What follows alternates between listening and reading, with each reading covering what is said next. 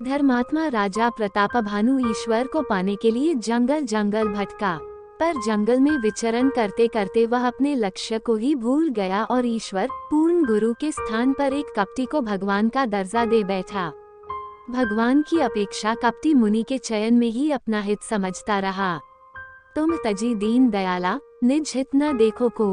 और इस गलत चुनाव का उसे क्या परिणाम मिला?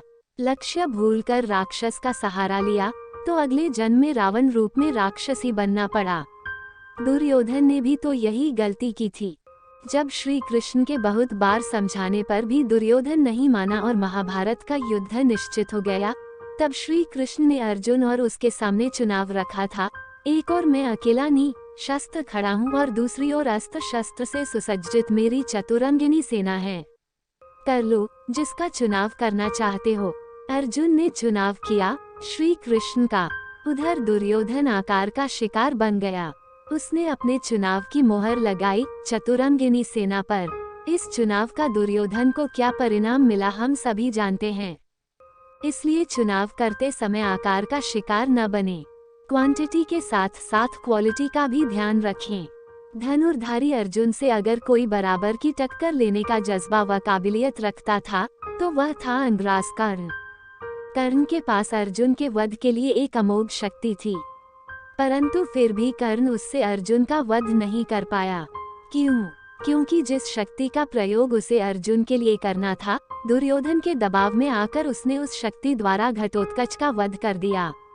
जहां नाखूनों का चयन करना था वहां व्यर्थ ही दांतों का प्रयोग किया।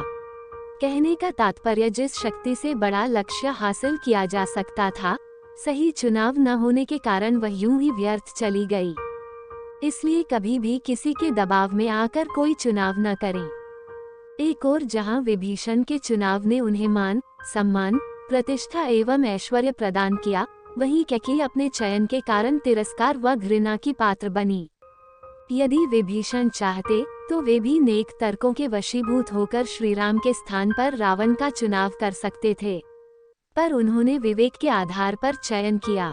वहीं दूसरी ओर मंथरा की कूटनीति सुनकर कैकेयी क्या कहती है तो ही समहित न मोई संसारा, अर्थात संसार में मेरा तुझसे बेहतर हितैषी और कोई नहीं है।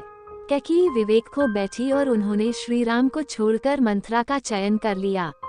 उस एक गलत चयन का परिणाम कैकेयी को युगों युगों तक कलंकित कर गया।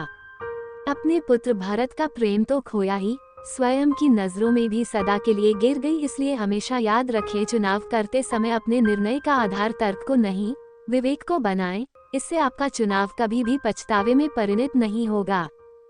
जब एक इंसान पूर्ण गुरु के सानिध्य में पहुंचता है, तब वह उस महान ब्रह्म ज्ञान को प्राप्त करता है जिससे उसके भीतर विवेक जागृत होता है।